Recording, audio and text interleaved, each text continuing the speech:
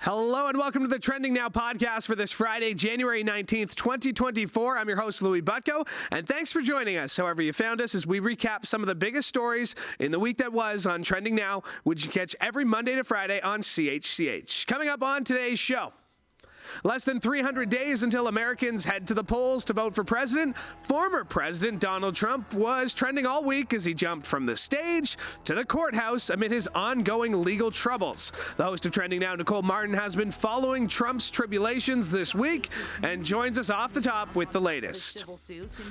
An end of an era for the Toronto Raptors as Pascal Siakam, one of the last pieces remaining from the 2019 NBA championship team, is traded to Indiana ahead of becoming an unrestricted free agent at the end of the season. Manesa Dhanabalan was on the sports beat a couple of days this week and joins us with that and more coming up a little later on. And it was TV's biggest night, but despite some of the lowest ratings ever for the celebration of all things television, were Monday night's Emmy Awards, one for the books. Our in-house entertainment expert and Trending Now producer Laura Sebben stops by with her thoughts coming up. But we start with something we probably don't want to be talking about. You said 300 days? 291 days until November 5th, which is when Americans go back to the polls. Yes, yeah, and it's every day this week. Trump is just all over X, all over Google Trends. People are wondering what he's up to, what he's saying. Yeah. Court cases are going on. He's never gone away. No. He's never gone away. Most presidents, like Barack Obama, yes, he had 2 terms. He can't run again. He just kind of quietly went away, like almost just doing nice things. He's just doing documentaries with Netflix, you know. But like maybe almost too quietly went away because didn't put up a stink when, rightfully so, when Trump won. But he won Iowa. He won the Iowa caucus by a considerable margin, and of course, as we know, makes him the clear frontrunner for the 2024 presidential nomination. Iowa, not a surprise to anyone who's been paying attention. We got like the rural country out there. Everyone loves Trump. Interesting, though, that I want to mention is that the lowest voter turnout for these Iowa caucuses, though, they only had 111,000 people turn out, but that's less than 15% of the registered Republicans that could go out and decide who they want to be the Republican presidential candidate. So, I mean, yes, he was 30 points ahead of Ron DeSantis. Huge margins there. Definitely the clear winner. But not that many people actually went out to vote. Yeah, and people were talking about the weather. It was frigidly cold in Iowa, lots of snow, record wind chills. But the thing that I got was that a lot of people thought 50%, you're supposed to be the guy. You're the front runner. You're basically running as what you think is an incumbent president. Nobody else has taken the helm of that party to only get 50%. Some people are looking at that as that's a worrying sign for a general election. It is specifically in Iowa. So New Hampshire caucuses are coming up next. So that's happening in 4 days from now, next week. And in that situation, so the people who are also running, Nikki Haley, for example, and Florida Governor Ron DeSantis. So Nikki Haley's actually polling quite well in New Hampshire. So we'll see what happens there for Trump. DeSantis basically skipping New Hampshire. He's not polling very well there. He's going straight to South Carolina, which kind of goes to Nikki Haley's point on Monday night. Says, I see this as a 2-person race. Yes. Nikki, you finished 3rd, first of all. Maybe not the right line. You finished 3rd place. Maybe it's not a 2-person race. She was already looking ahead to New Hampshire, though. And if she's seeing herself beating Trump in New Hampshire, she's like, okay, maybe I have a chance. Vivek dropped out, Ramaswamy, as well as Asa Hutchinson. White House got in a little bit of trouble for a little snarky comment that the DNC put out saying, we thought Asa Hutchinson had already dropped out, They apologized today. I was just seeing that before I came in here. So they had to backtrack that. Could you imagine the Trump presidency ever apologizing for anything, let alone a snarky remark about a candidate from another party? You made a great point with that one. I can't imagine. It doesn't make any sense. That's not the only reason Trump was trending this week. No, you mentioned it right off the top. He's flying all over the place. Even just watching yesterday, I was trying to see, okay, where is he right now? He was going from New Hampshire, he flew down, back to court in New York, back to New Hampshire, down to Florida for his mother-in-law's funeral. I mean, he's everywhere. But predominantly, he has said he is not missing his court case, and this is the defamation case. So this is E. Jean Carroll. Okay, so give us a little bit of background on this case. Okay, so E. Jean Carroll, this ahead of a book release, I think this was in 2019 now, she came out with these allegations that Trump raped her in a department store in the mid-90s. And he immediately said, no, he said terrible things. I wrote some of them down about her. He called her, quote, a whack job. He said, quote, she's not my type. That was in a deposition under oath as well. He said that. But while as president of the United States. Yes, while as president of the United States. But when she took him to court for defamation on that, and she wanted, it was a civil jury, not a criminal jury, so I'll mention that. But the civil jury found that Trump did rape her in the mid-90s and defamed her in 2022. So this case that's currently happening in New York in Manhattan is to try and determine how much he will have to pay E. Jean Carroll. And she's asking for about $10 million in damages here, just for disparaging her, for ruining her reputation, and to try and build it back up again. And E. Jean Carroll, she had, a very prolific writer, Yes. columnist. Like, she was a well-known name in these New York circles, which I realized Alina Habba was going after her, saying, well, who did you go to once this story happened?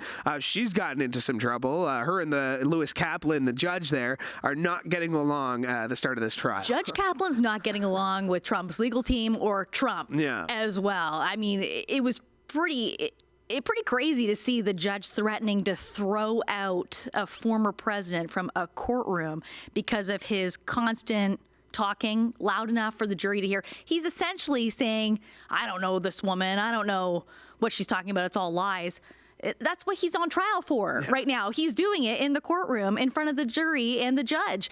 And Alina Habba, we had one commentator on our show last night talking about she doesn't know how to enter evidence. Something as simple as that. A lawyer representing a former president of the United States should probably know how to do that. Yeah, she basically picked up a piece of paper and started reading from it. Yeah. And that's not how you submit things into the record. Absolutely not. Both parties need to be able to see it. If you have evidence, the other side needs to be able to see it beforehand. And again, I know that from watching Law and Order and other shows. I know from reporting some court cases. I didn't go to law school. Yeah. I didn't go to law school. I'm not representing a former president here, but yeah, we know that. The one thing that Trump scared me on Thursday morning, so this is 2 a.m. Wednesday night, Trump took to Truth Social to say that a U.S. president must have complete and total presidential immunity. This is what he wrote, quote, a president of the United States must have full immunity, without which it would be impossible for him or her to properly function. Any mistake, even if well-intended, would be met with almost certain indictment by the opposing party at term end. Even events that cross the line must fall under total immunity, or it will be years of trauma trying to determine good from bad. Sometimes you just have to live with great but slightly imperfect. All presidents must have complete and total presidential immunity, or the authority and decisiveness of a president of the United States will be stripped and gone forever. Hopefully, this will be an easy decision. God bless the Supreme Court. I read that because I haven't seen it enough. In the fact that here he is. You haven't seen it enough. I've heard it more than enough. I know I've saying heard it all week. But to again, like a show like this, it's a little rinky-dinky podcast. I know what we do here. I know what I do. I'm not thinking it's too much. But just to read that into the record of the news of what we're doing, I am shocked that a president is calling for total immunity, because there have been 44 presidents before this guy who have not been asking for total immunity. This guy is indicted 91 times and is not asking for it, is stating it as fact that a president must have immunity. He's very quick to bring up some other presidents, though, saying this would apply to them too. Clinton, for example. We talked about Epstein on the first podcast with me here. So he's saying that it wouldn't just be for him; it would be for past and future presidents as well. But still, you're saying this because he has 91 criminal charges he's facing against 4 different counts. Of course he wants immunity. And we've heard this argument very strongly. He was on, he put this out again. He put this out at 2 a.m, 2 a.m. on Thursday morning. And then yesterday he was on Fox News, Sean Hannity, and he basically said, what's your message to voters? The final message, softball, here you go. I'm going to put this question on a tee for you. President Trump, what's your message to voters? He's like, well, you got to get out and vote. And the Supreme Court's got to realize that total immunity for all presidents. Like, I'm really excited for the next 291 days. He's 77 years old. Okay, you take it in. If he was actually on Truth Social and he posted that himself, which I feel like he probly did. 2 in the morning? Who else is getting the okay from him? And then he's up at, 6, 7 a.m. to then go on Fox? And that. Yeah. He's, I don't have that kind of energy, but I think you do in order to think this way. I don't know. He's writing this because a 3-judge panel of the U.S. Court of Appeals is expected soon to issue a ruling in a case brought by Trump in his effort to dismiss the federal election. He wants those charges just dismissed completely. And his argument is, I need full immunity. We talked about the Navy SEAL Team 6 last week that he had one lawyer go up before the appeals court and says, yeah, if he wasn't impeached, you can't do anything about it. He needs to be impeached if that's what you're going to go. 291 days, Nicole. You ready? Yes. Reluctantly, yes. Thanks for doing this. Appreciate it as always. Thanks so much. All right. My thanks to Nicole Martin for joining us today. Still ahead, we'll be joined by Manesa Dhanabalan. We'll get her thoughts on everything that's been happening this week. She has been in the sports beat this week, but she also covered this story where there were tensions in the Mideast were growing after an Iranian attack in Pakistan. Meanwhile, in Nigeria, 3 people are dead, 77 injured after an overnight explosion in one of the country's largest cities. Now, preliminary investigations show the blast was caused by explosives stored in illegal mining operations. Unverified video appeared to show the aftermath of the attack that angered Pakistan after Iran fired missiles into its territory to attack an outlawed separatist group in a remote area of Baluchistan province. Now, Pakistan recalled its ambassador to Iran on Wednesday in protest of the unprecedented airstrike, and there's been a lot going on. It's not just that. Nigeria, rescue workers were digging through rubble to rescue anyone who could have been trapped after explosives stored at a private residence detonated and rocked more than 20 buildings. It's a scary time in the world for sure. And these tensions in the Middle East, I'm not even sure if we're going to get to the Houthis on this show, on the podcast, but it's definitely been making headlines elsewhere. Manesa Dhanabalan was on this story. But we're going to bring her on for a little bit of a different story. This is one she had. Pascal Siakam, he's gone. He's gone. Yeah, the president of the Toronto Raptors, Masai Ujiri, got emotional today as he talked about Pascal Siakam, that being yesterday. Masai Ujiri was really worked up. This was a deep cut for him. Yeah, it was really sad. It was really sad for to you watch watching him. it as like not a huge Raptors fan. Like, yeah, you're familiar. You're a great journalist. You read up on the story. You knew what you were doing. But to watch the emotion of this man talking about a player that was traded, which happens all the time. What was that like for you? It made me sad. Like, especially when they asked him what's something that stands out to you.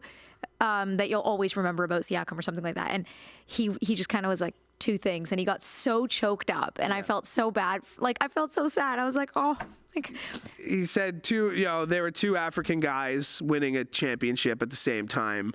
He did a lot of work. Of course, we know Masai Ujiri does a lot of charity work, Giants of basketball, bringing the sport to Africa. And Pascal Siakam was a big part of that. And it's the end of an era for the Raptors. You were talking to one of your guests who really put it into perspective. I'm actually forgetting the name of the person that I actually right now. I'm sorry. A go-to. It's all good. Basketball reporter. I'm not here to quiz you, but it's the end of an era. It really is an end of an era because it's not just it wasn't just the Raptors. Like he was such a big part of Toronto, the community, and all that kind of stuff, right? I mean, a big thing for a lot of people concerned was the Siakam swirl McFlurry. So, but which is staying for a little bit, but he was really immersed. So to kind of see him go, but it seems like everyone has this bittersweet feeling where, as much as they are really sad that he's leaving, there's so much love for him that they want to see him succeed at the end of the day. So that was something that I kind of saw happening, is that it wasn't just like, oh wow, you left, like we hate you now. Like it wasn't like that. You know, it's a big deal. Like when Trudeau, like the Prime Minister, is tweeting about you leaving, right? Spicy P. Spicy P. Using your nickname. Olivia Chow tweeted about it too. Siakam signed with the Raptors in 2016, and until now, had spent his entire NBA career with the Raptors. Like, it's like, that's a long time. Yeah. He won an NBA championship. There's only one guy who was on that team, that being Chris Boucher from that 2019 team. I will admit, I watched the Raptors the last 2 nights. I barely recognized anybody on the team. Like, from the head coach to the players, like, I needed a program to figure out who everybody was. Like, Okay, yeah. It's pretty nuts. Like, I remember going a couple years back to a Raptors, like, game a while back. It was just I was going with a friend.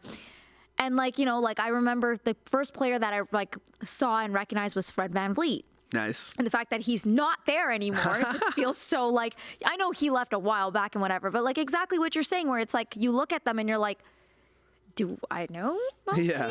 Or, like, you know what I mean? Well, I don't follow sports, obviously. Yeah. I mean, well, you've done a great job this week, because you were also on the Travis Kelce. Is he going to retire? It's Jason Kelce. Sorry. Yeah, I got Sunday on my brain. Wow. Manesa Dhanabalan just corrected me on a sports thing. I don't know if I can do this anymore. I think I'm done. Manesa Dhanabalan just corrected me. I can't believe you actually let me do that. Thing. Yeah. No, don't worry. I'm going to fix this in editing. I edit it, so I'm going to make sure that this doesn't make it there. So let's pick it up from here.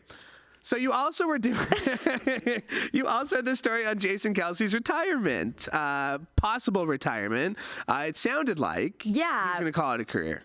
Yeah, like, and it's sad because, like, again, we're talking about another person who is pretty involved in the community and stuff like that. So it was really, especially in the past year when, like, you know, when the Chiefs were the last Super Bowl was the last one, right? Yeah, the last Super Bowl when Chiefs and Eagles. Yeah, like the two brothers were up against each other, you know, like all those kinds of things. Like, there was a lot that I guess kind of.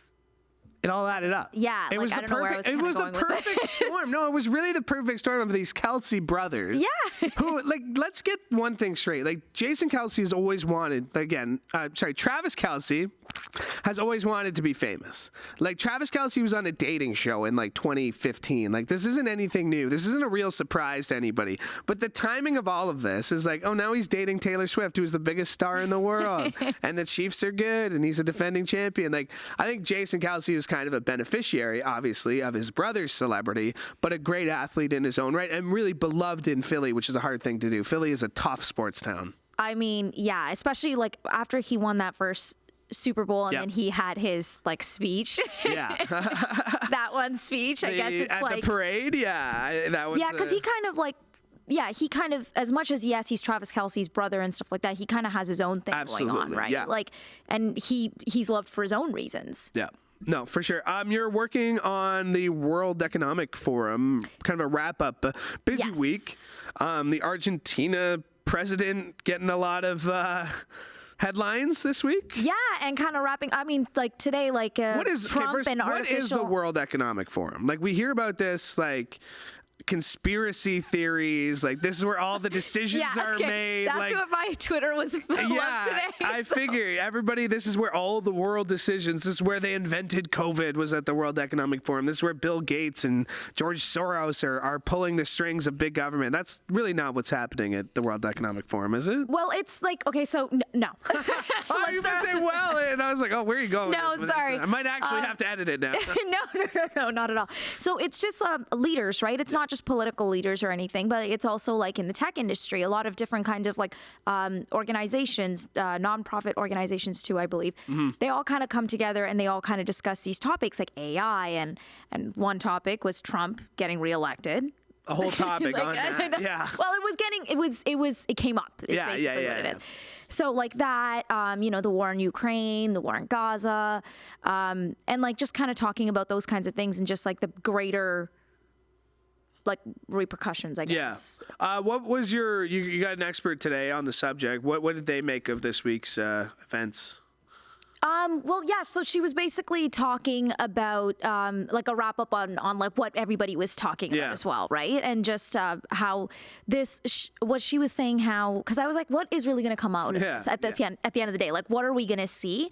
And she was like, the huge thing is that these leaders are coming here and they're discussing this. They're all getting to find out like each other's opinions, and when you kind of decide on something, you could go back and talk and socialize and hopefully make policies of it. So we're just going to have to wait and see. It's sort of a summit. It is a summit. That's what they call it. Yes. But it's not that G7. There aren't the protocols. It's more relaxed, and it's in Switzerland, and it's very nice. Yeah, that's what I was getting out of it too. Yeah, it's a lot of rich people in one place. They're all taking, because I know a lot of people are like, like all these people are complaining about the climate, but they're all taking their private jets to Davos, Switzerland, and it's like, yeah, climate change too. They did talk about climate change. You got big plans for the weekend, Manesa Dhanabalan? Cleaning. Oh, okay. Yeah. Nice. Cleaning and cooking. That's it. Cleaning and cooking. That sounds like a fun weekend. How about you? Oh, you asked today. You never ask. I always ask, You never ask. So I've been doing Dry January. I didn't do it well on Monday. I'm sorry. Wait, you were doing what? I was doing Dry January, where I wasn't drinking during the month of January. And I was doing great. And then the Bills played on Monday night, and I was home, and I made nachos, and I was like, well, I'm going to have one. And then I had a couple more. So I'm back on track, but the Bills play again on Sunday night, so I can't make any promises, and I'm off on Monday, so I'm very excited about that. Oh, see, now there you go. Saturday, I think the Packers are playing or something. Yeah. Yes. So Alex is a Packers fan, so I'm going to be... Yeah, I'm going to be drinking so I can drain out all the conversations. Yeah, there you go. So. All right, you're working hard on your World Economic Forum story, so thanks for doing this. Appreciate it. Thank you. All right, my thanks to Manesa Dhanabalan for joining me. Still ahead, Sebben will be by, but I do want to get to a couple more stories here, including this one, which happened right down the road in Toronto, where UFC middleweight champion Sean Strickland seemed like he was just waiting for the right moment to go on a rant about Canada in this week's pre-fight press conference. Strickland, wearing one of his signature "A Woman in Every Kitchen, a Gun in Every Hands" t-shirt, ranted when asked about Canadian Prime Minister Justin Trudeau and mentioned the seizure of Freedom Convoy organizers' bank accounts after the group descended on Parliament Hill in February of 2022. Now, the reporter, which is Neil Davidson of the Canadian Press, which is what triggered him. He heard Canadian Press and might have confused it with CBC. This man, I'm not sure what his intelligence is. He is a former neo-Nazi. He's said that before. Now, the reporter had been trying to ask Strickland about a question about previous comments he made regarding the LGBTQ community, but he cut the reporter off to go on another tirade. We're not going to play any of his tirade here. We had it on the show the other day. Louie Sebben is here with us, and I want to talk about the Emmys, of course, but I do want to get your thoughts on this, because the thing that bothered me is ESPN, UFC, Disney, even Sportsnet. You watch that back, Sportsnet's logo is prominently featured. Yep. This guy's wearing a shirt that says "A Woman in Every Kitchen, a gun in every hand." Scotiabank Arena. Like, this is happening in Toronto. This is the main event. This is how it's being advertised. Yep. No comment. We have no comment on it. Dana White's not going to say anything, but you would think ESPN, Disney, Sportsnet, Rogers would have something to say. Well, yeah, especially considering everything that happened with Disney and the state of Florida last year. Disney basically being like, we're not going to work with the government of Florida if they're going to enact these anti-LGBTQ laws. And then they go and let somebody speak like this with absolutely no repercussions. And I just can't imagine, in the current climate and all the work that's been done by businesses to, make it so that stuff like this doesn't keep happening. Like you said, you have Scotiabank Arena, Sportsnet, ESPN, like plastered all over this, like Skilled Trades College. Like, these people are just trying to sponsor the event, and like their thing's right behind his head while he's just saying these utterly horrible things. And it's like homophobic, transphobic. Then he was like, let me just hate on women too. Like, the Canada stuff aside, like, you can have your opinion about governments around the world, and that is like different from hate speech, Yeah. which is what he did there. And then for him to, I don't know if you watched the whole press conference. I unfortunately had to because I heard Neil Davidson's question. I heard the first 5 seconds of his answer and turned it off, and then followed up later and heard things that were said. I had to unfortunately watch it because that was my story that I was covering yesterday. And after he like just spews all this hateful stuff, he like looks over at his friggin' PR handler in the corner and he's like, "That was okay, right? Like I didn't say anything too bad, did I?" Like, what do you mean? It's worth pointing out, maybe there's a reason Sportsnet hasn't said anything. This is actually Sportsnet's first main event since they have acquired the rights, or the first pay-per-view rights, was on TSN for years and years and years. This is the first pay-per-view that Sportsnet is doing. Like I said, we've seen their logo. We see Scotiabank. He also came out the next day with a "Make Canada Great Again" shirt. Yeah, double down in the fan press conference. All right, I think just quickly, I don't want to spend any more breath on this. Where's my camera? Is this my camera? Right there. Go for it. To the people who reply to our CHCH tweets, grow up. The amount of tweets that I saw of people being like, "He's not wrong," go away. Bye. Check yourself, learn some stuff, get educated, and get out of our comments. Thanks. There you go. All right, we'll give you that. All right, let's change gears. Succession secured its legacy at the 75th Annual Emmy Awards. The HBO saga following dysfunctional generations of a maladjusted media empire, won the top prize for its fourth. Good job, whoever wrote my script, for its fourth and final season. This had to have swept all the awards. It was just a matter of who was going to get it. I don't think they went wrong actually with the winners. No, I don't. And think no so spoiler either. alerts. Kind of a pretty good tell of the way the show ends. That's fair. Right? That's fair. Right? Like even this picture here, it's almost like, it's so cute. I just think this show was good from the jump, and it just kept getting better season after season. Just so hard to find. It's true. Like you have ebbs and flows when it comes to shows, or sometimes you find shows that struggle to keep their footing at the end. They have a hard time wrapping things up, and I just thought they did such a good job while still, keeping people surprised. And I just really loved the show. I thought it was very well done TV. Have you watched it again since it first aired? Yeah. You have? Yeah. Beginning to end? Yep. Really? That's impressive. I've wanted to see it. Oh, it's not very long. Like only 4 seasons, like 10 episodes per season. That last season was so good, though. Oh. So good. Which, like, as much as I love that Kieran Culkin got his flowers, I just, like, Jeremy Strong in that last season.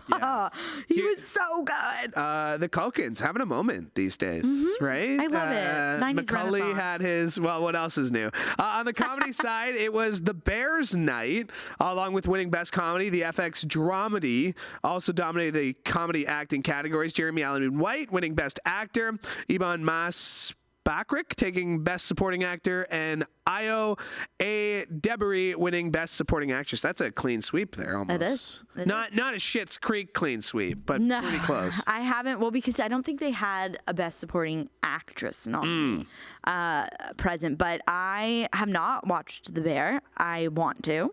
It's always right there, though. So you log into Disney Plus, and it's like, do I want to watch Modern Family, which I've seen before, or do I want? And it's like, I'm going with the comfort. I'm going with the easy. I'm doing dishes. I'm going to put Modern Family on in the background. Yeah, my sister, she's watched The Bear. She really liked it, and I just really love Io Debary. I think she's so funny. Love her. So even though I haven't seen her in the show, I'm not surprised she's getting some praise. Some great pictures out of that. There was one with her and her parents, and they were kind of looking at their trophy. That one was pretty cool. And let's give some flowers to Fort Erie's very own Maddie Matheson. Yes, I know that's so true. Matt Ingram did a great story. Abbott Elementary. Have you watched that show? Yes, I think it's so funny. I love it. Funny. Yeah. I also I don't know if you knew who Quinta Brunson was before. So I used to watch her videos that she would put together for BuzzFeed back in the day. Yeah. Like she had this one video I'll never forget. Remember when the Millie Rock was big? Maybe. Millie Rock. Yeah, like in New York, I'm Millie Rock. Oh, yeah.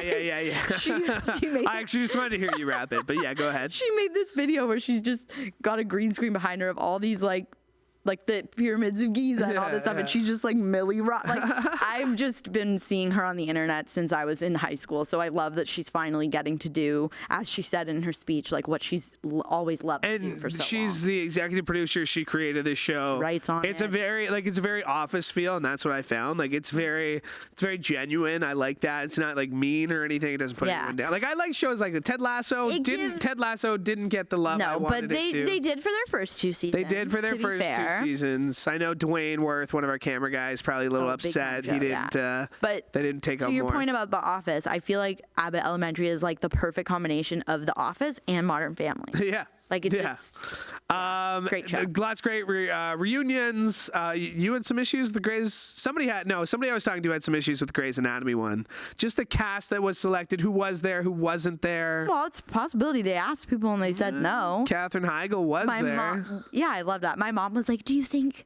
She just calls them by their character names. Like, do you think Meredith will be there? I'm like, duh, that woman misses no chance to be Is she associated still on the with show? Grey's Anatomy. No, she's not, but She's not on at all. she doesn't shut up about But the show is ever. still on. Yes. See, that's why, like, why even do it? Like, it doesn't make sense to do it for this show. It It's doesn't. still going on. Like, why, like, Ally McBeal was one, Sopranos, Cheers. Cheers one was good. The ratings weren't great for this, though. For the Cheers one, I was a bit bummed they didn't like say anything about Kirstie Alley. R.I.P. Yeah, She like really I turned don't know. into a piece of work by the end, though. She was very. Yeah, but she's still part of the show. I guess. I don't know. What are you working on today? That's bad that I couldn't answer that right off the cuff. The Houthi stuff with the Red Sea and the U.S. attack. More attacks today. Yeah, the U.S. attacked We heard the John- 6th strike. We heard from John Kirby just a few minutes ago talking about it, and we'll see it at 7 o'clock. Yes, we will. All right, awesome. Thanks for doing that. Really appreciate it. Thanks, Louie. All right, before we go, I did want to get to this one story, and that is that the publisher of Sports Illustrated has notified employees it's planning to lay off a significant portion, possibly all, of the outlet's staff after its license to use the iconic brand's name in print and digital was revoked. Now, in an email to employees on this morning, the Arena Group, which operates Sports Illustrated and related properties, said that Authentic Brands Group has revoked its marketing license. As a result of this license revocation, we will be laying off staff that work on the SI brand. The Sports Illustrated Employees Union said in a statement that the layoffs would be a significant number and possibly all of the News Guild workers represented. Now, the iconic sports brand has had a rough 6 years. It was acquired by Meredith Publishing in 2018 as part of the purchase of Time Inc., which started the magazine way back in 1954.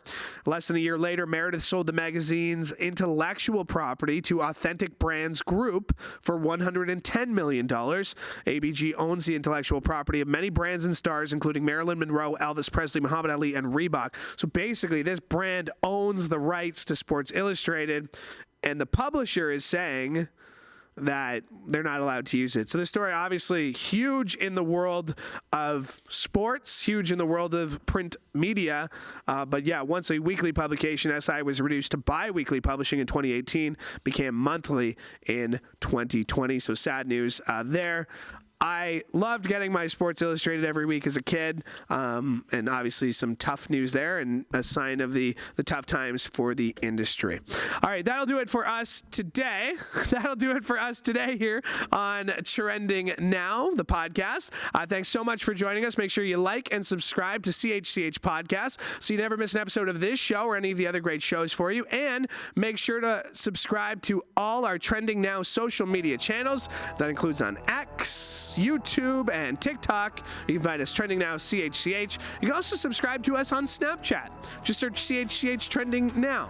As well, you can always follow the CHCH podcast page, there it is, at Spotify, Apple Podcasts, and on YouTube. You can go to chch.com/podcast as well.